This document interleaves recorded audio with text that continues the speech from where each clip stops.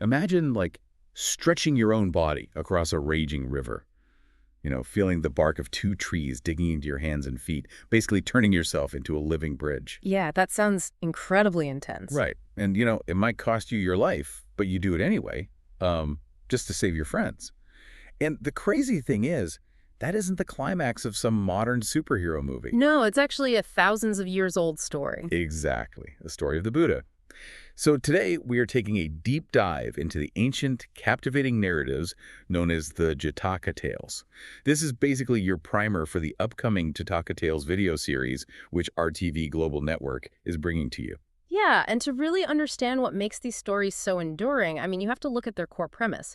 The Jataka Tales are, well, they're a detailed chronicle of the Buddha's previous Right, lives. mapping out his journey. Exactly, charting his path through countless lifetimes, long before he actually attained enlightenment. See, I think when people hear the phrase previous lives of the Buddha, it's super easy to picture like a series of quiet, meditating sages sitting peacefully under trees. Just being very zen. Yeah. Right.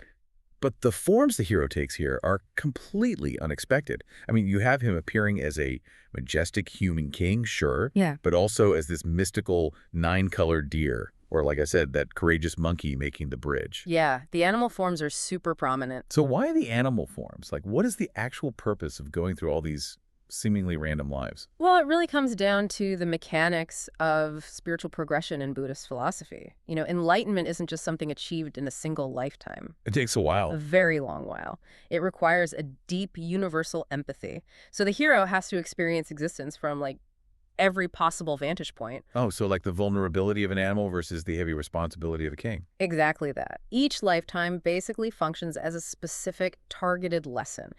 Cultivating virtues like ultimate patience or boundless compassion. Wait, but if he's the Buddha to be, and these are all targeted lessons, doesn't that sort of strip away the dramatic tension? How do you mean? Well, I mean, if we already know he's this magical nine-colored deer destined for greatness, he's obviously going to make the perfect moral choice, right? So where is the actual struggle?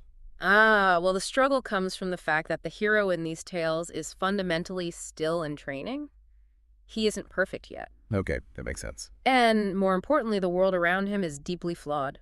The stories actually force this aspiring hero to confront the harshest realities of nature and humanity. Especially human greed, right? Yes, greed and betrayal. Take that nine-colored deer you mentioned. He risks everything to rescue a drowning man from a violent storm. Right, and you've probably had a moment where you went totally out of your way to help someone, maybe a colleague or a friend, only for them to turn around and throw you under the bus. Oh, definitely. We've all been there. So now multiply that sting by 1,000, because that rescued man goes straight to a local king and betrays the deer's secret location just to collect a royal reward. It is a brutal betrayal, and that is exactly where the tension lies in these tales. They don't shy away from the dark sides of human nature. Wow. Yeah, the lesson isn't just about being kind when it's easy. It's about proving the ultimate triumph of compassion over selfishness when it is agonizingly difficult.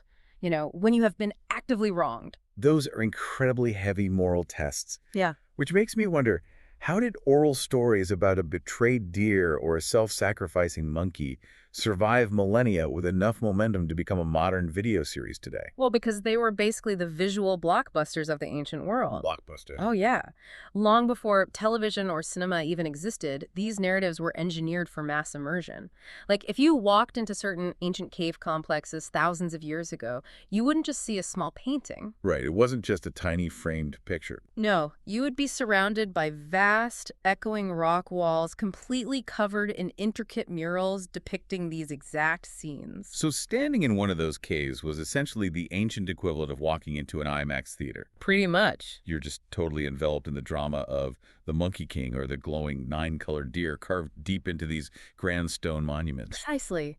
They were designed to inspire the masses visually. The vibrant colors, the sheer scale of the stone carvings, it was a massive visual legacy. To make those complex life lessons accessible to everyone. Exactly. Regardless of whether they could even read the ancient texts, they got the message. That is amazing. And now that visual legacy is taking on a completely new, modern form. It really is. But before we wrap up this deep dive, I want you to consider this for yourself. If you had to live countless lives to perfect your own character, experiencing every perspective from a king to a creature in the forest, What major life lesson do you think you are currently stuck on?